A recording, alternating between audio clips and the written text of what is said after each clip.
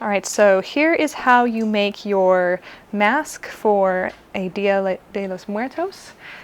First, you need to turn your simple mask into a skull. So what you do is you'll just take a black marker and outline it in whatever way you can.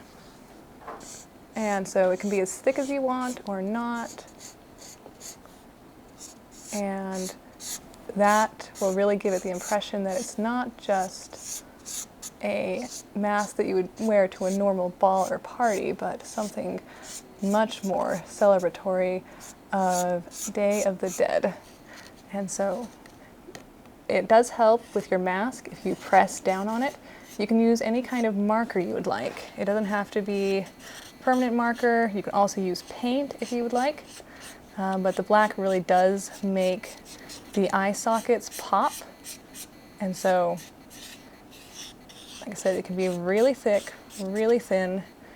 It can taper, and that's where you get a lot of your own personal creativity and creativity to showcase your loved ones.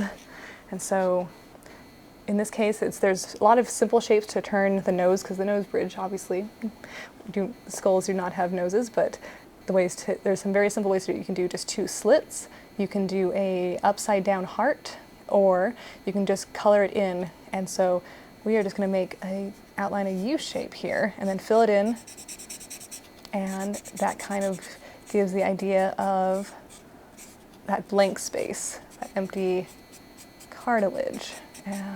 And so that is already starting to see the beginnings, and you just flesh out wherever you need to, but we will move on to the decorations, because that's the fun part. And so you just pick whatever colors you like. It's a very festive time. It's a very big celebration. So marigolds play a big part. And so we're just going to make some flowers around the eyes.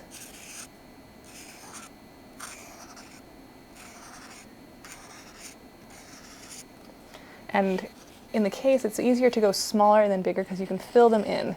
But if you go too big, then there's not too much you can do about that. So, for the sake of this video, we may just leave these ones empty just so you feel creatively inspired. And if we have time, we will fill those in. And I'm going to have some embellishments in a moment. And so, but first we'll just do some more skull-like things. I think we might try and do a bit of a spider's web up here.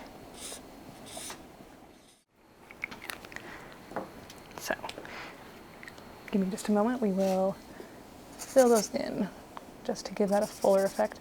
If my marker decides to play nice, otherwise I think we might just have to leave it as is, and then you can kind of get the idea of it. Dia de los Muertos is different than Halloween. It is a holiday that celebrates loved ones lost, especially family members. And it's a time where family gets to come back together, and you can actually invite and are encouraged to invite your loved ones who have passed on back into the world. And so that is what the ofrendas are for, is they provide a gateway, basically a beacon for them to find a way to get through and come back and to celebrate and honor their lives together. This is not a sad day. It is not a sad day. It's not like Western death, where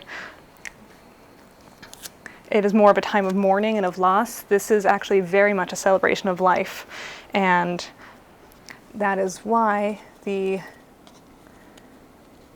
I'll just show you this really fast and we'll go back to the explanation, but you just take some tape or glue if you want. You can try and not get the clear tape over, but you really can't see it that much if you do. So that will help really give it some extra color. And again, festive is the key here, because going back it is not a time of sadness at all. It's a very much celebration of life, and especially of the ones who have passed on. And so they often bring their favorite foods to the ofrendas, things to help remember them by, the photographs. And it's important to have those photographs there because that's what invites them to come back. And so the ofrendas are a very crucial part of that time and that celebration.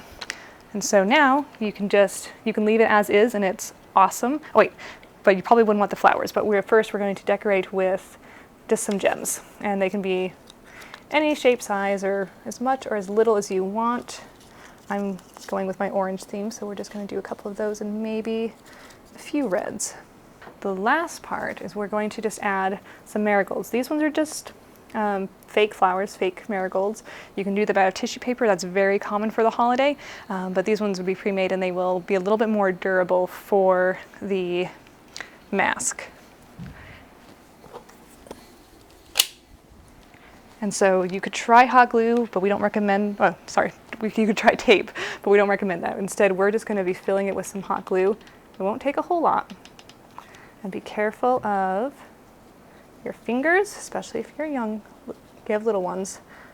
And then you just let it sit there and you hold it for just a minute, but it should dry pretty quick. And there was my finger. So yes, it is hot glue for a reason. And then you just get enough to cover the base. And then if you can, just press it in that corner, hold it without touching the glue. And then it will continue to dry for just a minute or so more. Hot glue is a fast drying glue. And so from there, like I said, you can do more embellishments. I think I might just sneak one more flower on each side just because it's fun. And then you have your mask. And then there are the other variants. They are as versatile as each individual is, and on this very wonderful and very special holiday.